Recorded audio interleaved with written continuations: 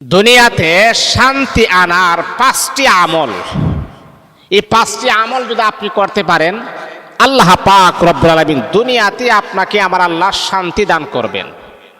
এ বাবা, আমরা অনেক সময় একটা ভুল কাজ করি কি জানেন?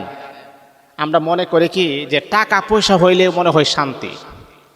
এটা একেবারে সম্পূর্ণ ভুল ধারণা।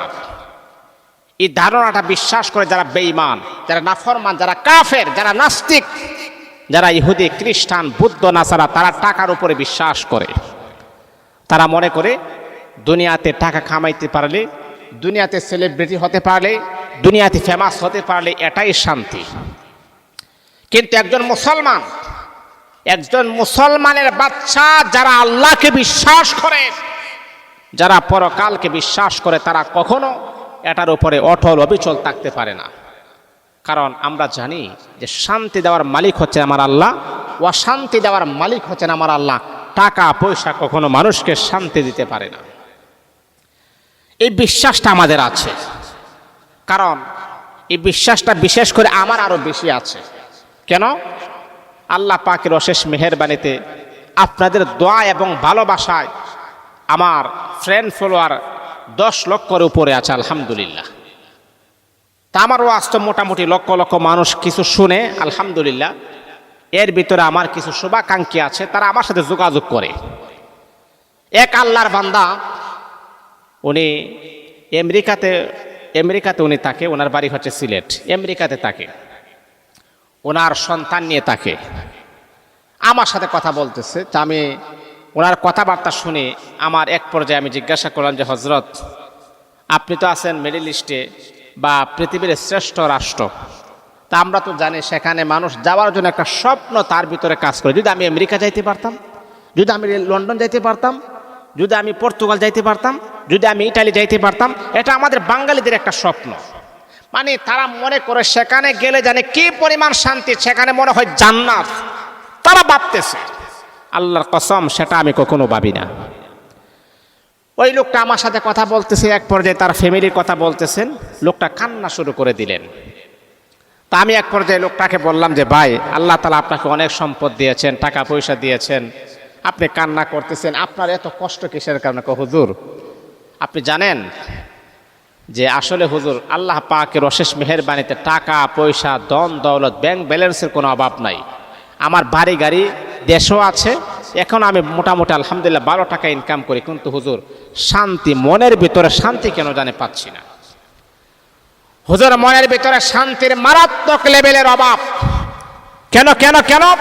তো হুজুর আমার স্ত্রী আমার কথা শোনে না, আমার সন্তান আমার কথা শোনে না। যাদের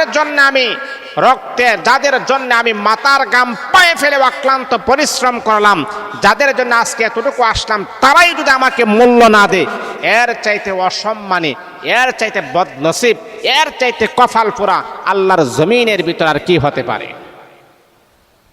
আল্লাহর জমিনের ভিতরে কি হতে পারে?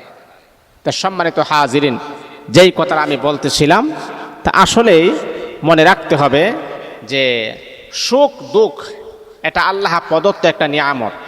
আল্লাহ সুখে রাখলো আলহামদুলিল্লাহ, দুঃখে রাখলো আলহামদুলিল্লাহ, কষ্টের ভিতরে থাকলো আপনি আলহামদুলিল্লাহ পাঠ করতে হবে। কারণ এই জন্য তো কবি বড় সুন্দর করে বলেছেন, কবি সুখ হাই কবি দুঃখ হাই, এহে কা নামে দুনিয়া হাই। দুনিয়াতে কখনো সুখ, কখনো দুঃখ, কখনো হাসি, কখনো কান্না, এটার নামই হচ্ছে দুনিয়া। যাই হোক, যে কথাটা বলতেছিলাম যে আসলে টাকা পয়সা থাকলে যে শান্ত হয়, বিষয়টা কিন্তু এমন না। টাকা পয়সা ছাড়াও আল্লাহ পাক অনেক মানুষকে আমার আল্লাহ শান্তির ভিতরে আমার আল্লাহ রেখে দিয়েছেন। এই জন্যেই আমরা বিশ্বাস করি শান্তি দেওয়ার একমাত্র কেবলমাত্র মালিক হচ্ছেন আল্লাহ পাক রব্বুল আলামিন, যিনি আমাদেরকে শান্তি দান করবেন। তো দুনিয়াতে শান্তি আনার 5টা গুরুত্বপূর্ণ আমল আমি আপনাদেরকে বলে দিই। এই আমলগুলা যদি আপনি করতে পারেন, আল্লাহ পাক আপনাদেরকে শান্তি দান করবেন। আল্লাহ পাক আপনার মনের ভিতরে তৃপ্তি দান করবেন, মনের ভিতরে আমার আল্লাহ সন্তুষ্ট আপনাদেরকে করে দিবেন, কষ্টগুলাকে আমার আল্লাহ দূর করে দিবেন। 1 নাম্বার হলো, যদি আপনি বিশাল একটা কষ্টের ভিতরে আছেন, খুব কষ্ট আপনার অনুভব হচ্ছে, তখন আপনি পড়বেন হাসবুনাল্লাহু ওয়া নি'মাল ওয়াকিল, হাসবুনাল্লাহু ওয়া নি'মাল ওয়াকিল। আপনি একটা খুব কষ্টের ভিতরে আছেন, এমন কষ্ট কাহারো কাছে আপনি বলতে পারতেছেন না, হে আমার মা, স্বামী আপনাকে যন্ত্রণা দেয়, স্বামী আপনাকে কষ্ট দেয়, কিন্তু কাহারো কাছে আপনি বলতে পারতেছেন না, তখন আপনি কষ্টের ভিতরে থাকলে আপনি পড়বেন হাসবুনাল্লাহু ওয়া নি'মাল ওয়াকিল, হাসবুনাল্লাহু ওয়া নি'মাল ওয়াকিল। হে আমার মা, অনেক বড় কষ্টের ভিতরে আপনি আছেন, তাহলে আপনি কি করবেন?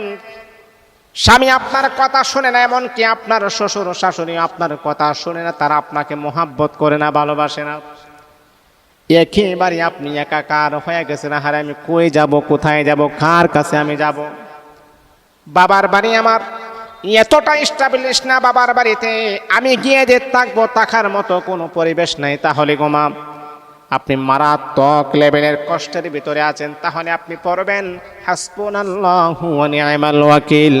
এই দোয়াটা পড়বেন, আল্লাহ পাক রব্বুল আলামিন আপনার মনের ভিতরে আমার আল্লাহ প্রশান্তি নাজিল করে দিবেন। এটা হলো এক।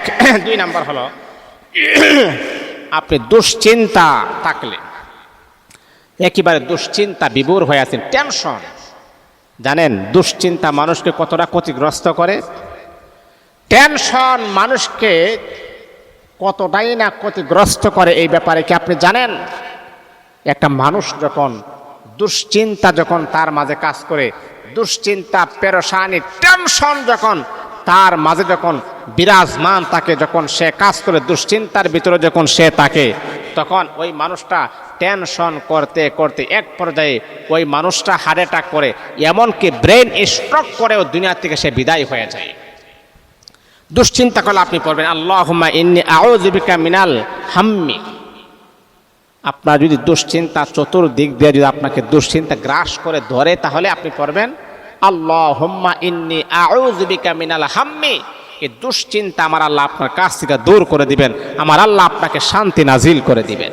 এটা হলো 2 নাম্বার। 3 নাম্বার হলো রিজিকের জন্য। রিজিক আপনার প্রয়োজন। এই যে আমরা ঘর থেকে বের হয়ে যাই রিজিকের সন্ধানে, আমার স্ত্রীর ভরণ পোষণ আমাকে দিতে হবে, আমার সন্তানের ভরণ পোষণ আমাকে দিতে হবে, আমার সন্তানের রিজিকের ফয়সালা আমাকে করতে হবে, এমনকি আমারও রিজিকের ফয়সালা করতে হবে। এই জন্য আমরা ঘর থেকে বের হয়ে যাই রিজিকের জন্য। রিজিকের জন্য আপনি কি আমল করবেন? আল্লাহ পাক রব্বুল আলামিন যাতে করে আমার আল্লাহ আপনার রিজিক যেন বরকত দান করেন, রিজিকে যেন আমার আল্লাহ হাসানা দান করেন, রিজকে হাসানের দরওয়াজা যেন আমার আল্লাহ খুলে দেন, তাহলে আপনি রিজিকের জন্য আমলটা করবেন। রব্বি ইন্নী লিমা আনজালতা ইলাইয়া মিন খাইরিন ফাকির। রব্বি আন্নী লিমা আনজালতা ইলাইয়া মিন খাইরিন ফাকির। কোরআনুল কারীমের আয়াতটা আপনি পড়বেন, বেশি বেশি পড়বেন। আমার আল্লাহ এমন এমন জায়গা থেকে আমার আল্লাহ আপনার জন্য রিজিকের ফয়সালা করবেন, যেটা আপনার কাছে অকল্পনীয় মনে হবে। আহারে এমন জায়গা থেকে কিভাবে আমার আল্লাহ রিজিকের ফয়সালা করেছে, এটা পড়বেন। তারপরে হচ্ছে ভয় পেলে আপনি আতঙ্কের ভিতরে আছেন, শত্রুর সংখ্যা বেড়ে গেছে, যে কোনোভাবে শত্রু আপনার উপরে চড়াও হতে পারে অথবা আক্রমণ করতে পারে। শত্রুর আক্রমণ থেকে, শত্রুর ভয় থেকে যদি আপনি বাঁচতে চান, এই আমলটার কোনো বিকল্প নাই। সে আমলটা আপনি করবেন, সেটা হলো হাসবিয়াল্লাহু লা ইলাহা ইল্লাহু। হাসবিয়াল্লাহু লা ইলাহা ইল্লাহু। শত্রু যত বড়ই শত্রু হোক না কেন, আপনার উপরে কখনো সে চড়াও হতে পারবে না, আপনার উপরে কখনো সে আক্রমণ করতে পারবে না, আপনার উপরে কখনো সে জবরদস্তি করতে পারবে না। সর্বশেষ হলো রোগে পড়লে আল্লাহুম্মা রাব্বান নাস। আপনি যদি অসুস্থ হয়ে যান, রোগান্বিত হয়ে যান, তাহলে আল্লাহুম্মা রাব্বান নাস এটা পড়বেন। আল্লাহ আমাদেরকে দুনিয়াতে এই 5টি আমল করলে শান্তি নাজিল করে দিবেন। আল্লাহ আমাদের সবাইকে কবুল করুন।